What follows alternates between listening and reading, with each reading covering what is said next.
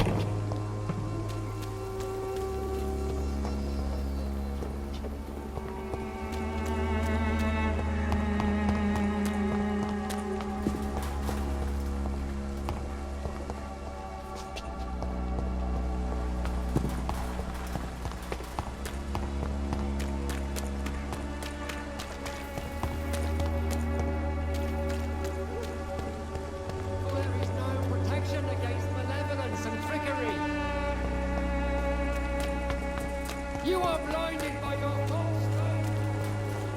Cheap price, good quality. Come on, take a look. Don't be afraid. Good evening, Harry. May I come in? Sure.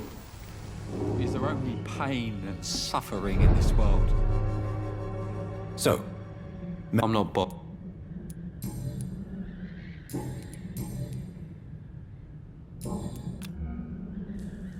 goodbye, young man. Take care of yourself. Even my dreams are soaked with glue.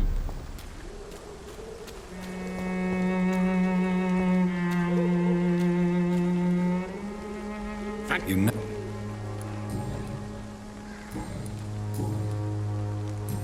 Goodbye for now, Mr. Lewis.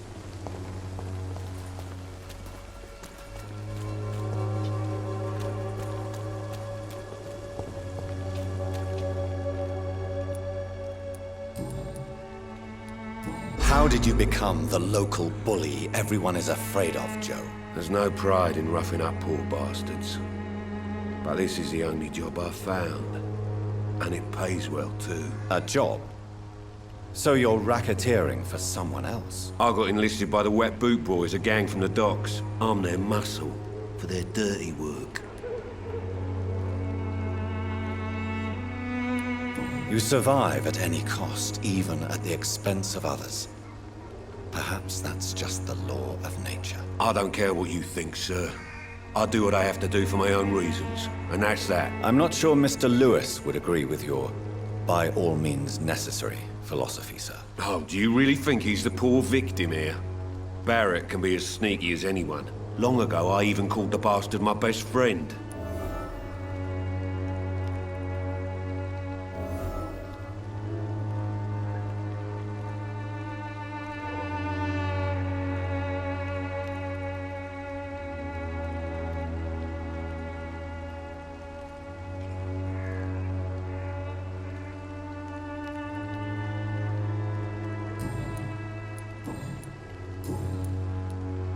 Goodbye, Mr. Peterson.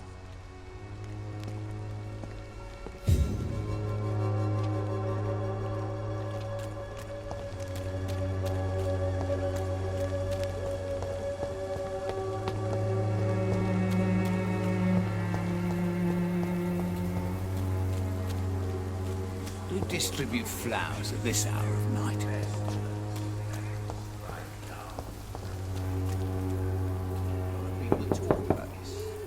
Mr. Petrescu, just 1 minute, please. You again? Go away. Sir, wait. Stop this nonsense. I know Nurse Crane is here. Shall we speak man to man, you and I? All right. Speak up. Don't you see we're on the same side? We fight to help the poor, sick, and abandoned. I'm nothing like you, Mr. Doctor. Yes, you are. You too believe in providing medical care without charge. You know what we have to sacrifice to make the world a better place. I have to admit your words have conviction. All right, I'll let you see Dorothea. Don't make me regret this, though.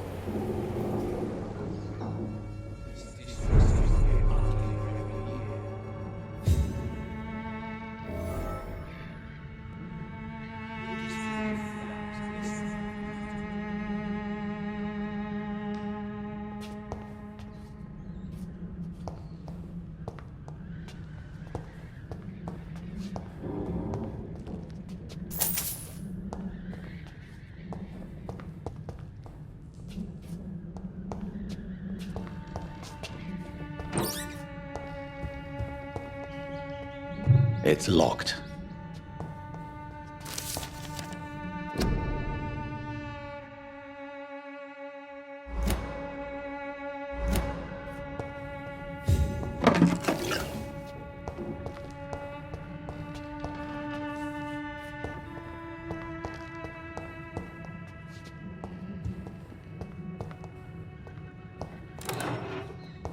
Who distribute flowers at this hour of night? If you want to talk to Dorothea, you must go across the courtyard and take the stairs. We've not been formally introduced. May I ask your name and occupation, sir? I am Darius Petrescu. I'm here to keep snitches and spies away from Dorothea. And I also run this little print shop.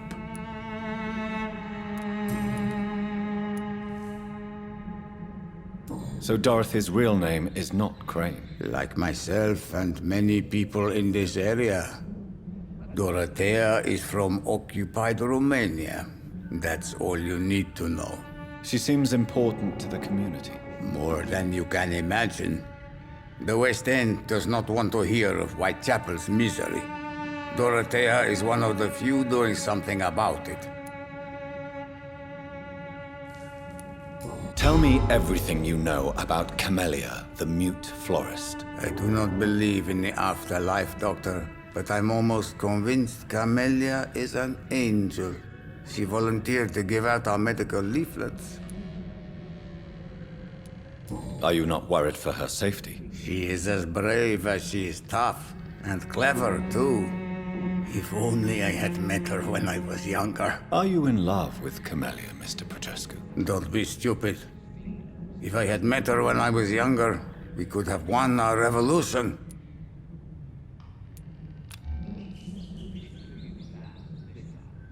Who is she, really?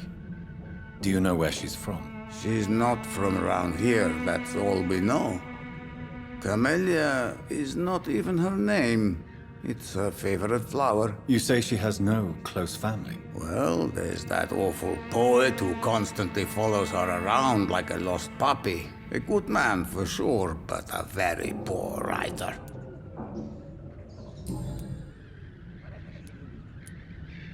Did you refuse to publish Richard Nethercott's previous works, Darius? Yes, his manuscript is as pompous as he is starched. Now there's a man who loves the sound of his own voice. You could have told him so. As a great writer recently said, politeness is the most acceptable hypocrisy. Tell me I do not...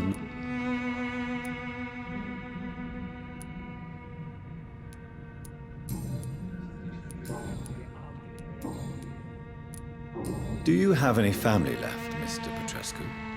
Children or grandchildren? Who knows? I have abandoned my people for so long, they might as well be dead. As dead as I am for them, I suppose.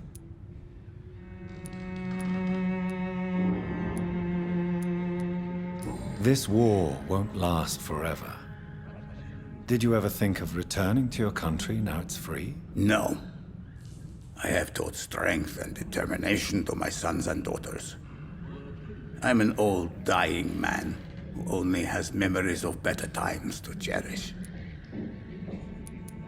This war... No. Don't be embarrassed, sir. If you must know, my own father disappeared many years ago, and I forgave him. It's quite awkward to talk about our families like this, but... Thank you, Dr. Reed. I appreciate your trust.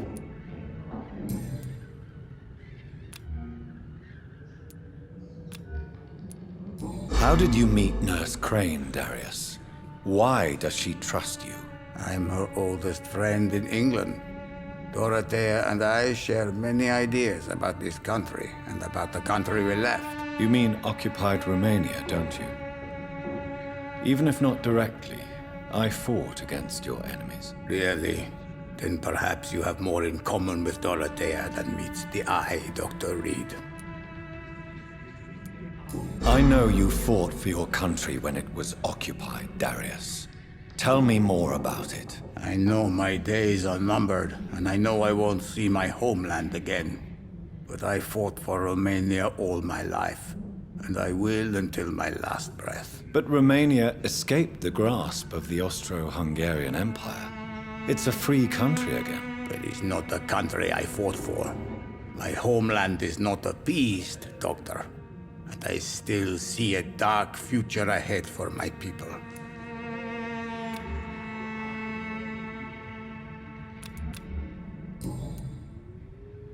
Goodbye, Mr. Petrescu.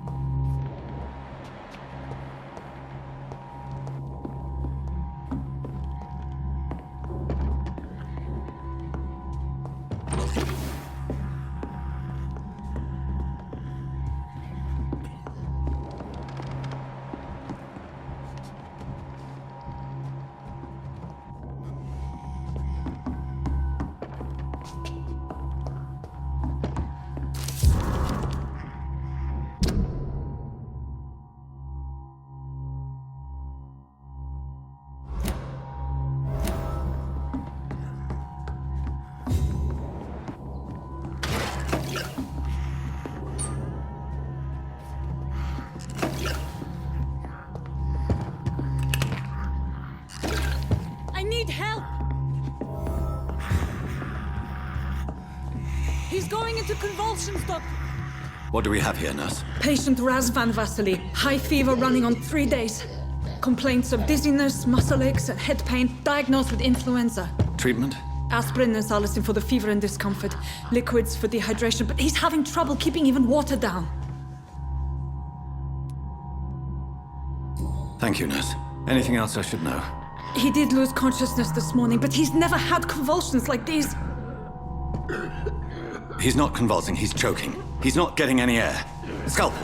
Hand me that scalpel! What can I do, Doctor?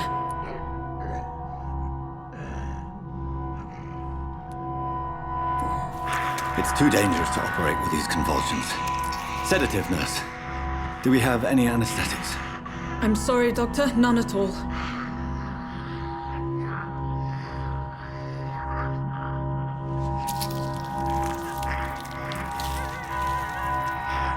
I need to perform a tracheostomy.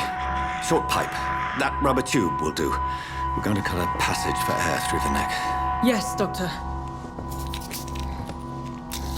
He's breathing again, but he's coughing up blood. Internal hemorrhaging. I need to make another incision into the chest cavity to drain the fluids from the lung. Prepare another tube. A thoracostomy? Doctor, we've nothing to fight the infection. We need an aseptic environment.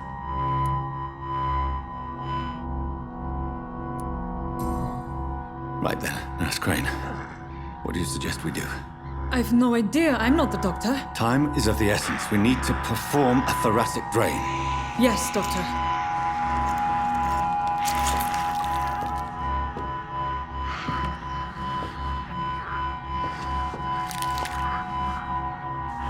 He's still bleeding, Doctor. I'm losing his pulse. The drain must have punctured the intercostal artery. There's too much blood. Are you all right, Doctor? I can't see.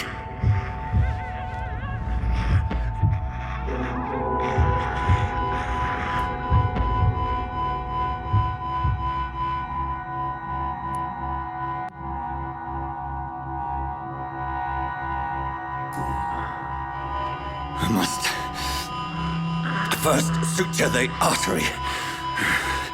Find the wound.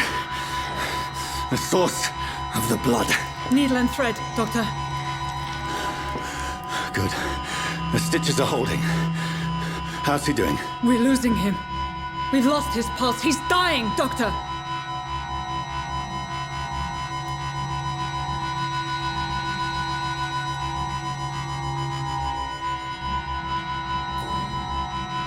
Cardiac massage, now. Cardiac... What? Are you making this up as you go along?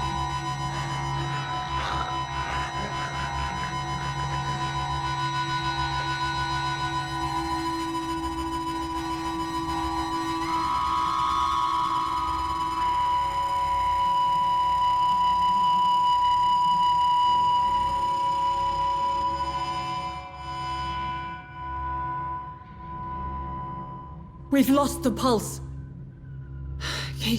He's gone, Doctor. Nurse, we did everything we could. Truly? Everything you could. Is that how you'll report this in your log? Is this how the war went? Piling up one poor corpse beside the next? This was not an influenza-induced seizure. I've never seen symptoms like these on the continent. Neither have I. But the previous symptoms leading up to this attack were the same, indistinguishable from the epidemic. No. There was something more vile in these reactions. Something primitive. There have been numerous reports of mental breakdowns caused by the fever that accompanies the flu itself, Doctor. Yes, but I'd best take some samples of the blood for analysis.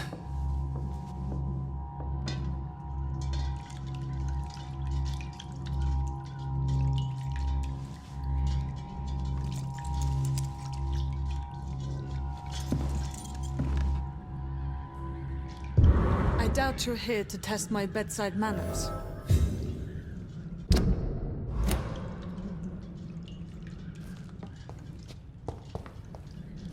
To what do I owe this courtesy?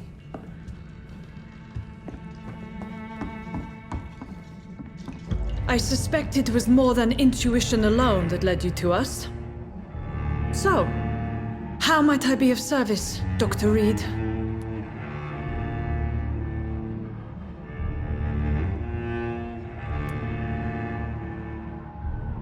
Your heart might be in the right place, but you can't carry on with this blackmail.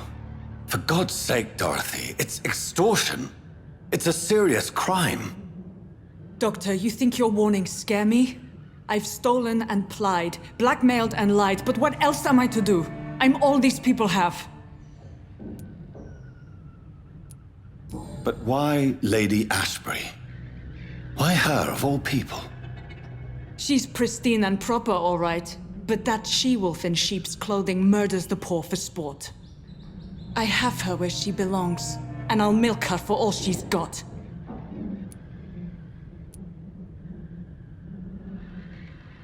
Dr. Swansea is a sensible and honest man. He wouldn't have refused your friend's care at Pembroke. It's easy for you to say, Doctor. These people cannot go to the police, nor to the hospital. They don't even speak English. They depend on me for everything.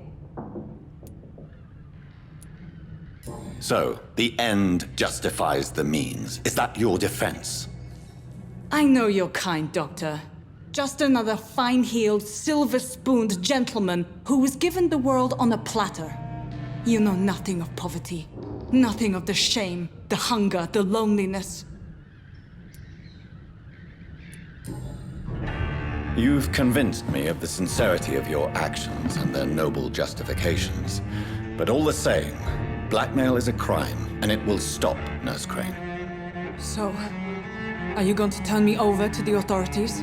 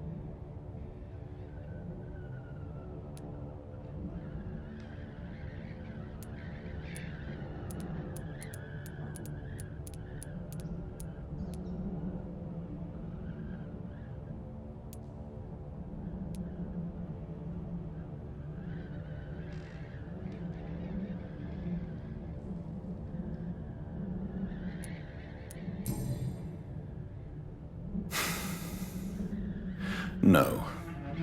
Your place is here. Jailing you would be an even greater crime. So, here is my proposition. I'll look the other way on your little enterprise. In exchange, you will resign from the Pembroke Hospital and provide me with medical supplies when the need arises. Dr. Reed! That sounds like a business proposition. My accomplice, then? No, just a privileged client.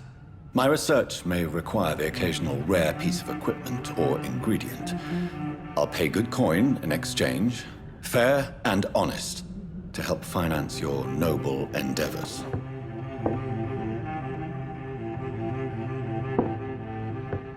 We have ourselves a deal, Doctor. Good customers are always welcome. Yes, Nurse Crane. We have a deal.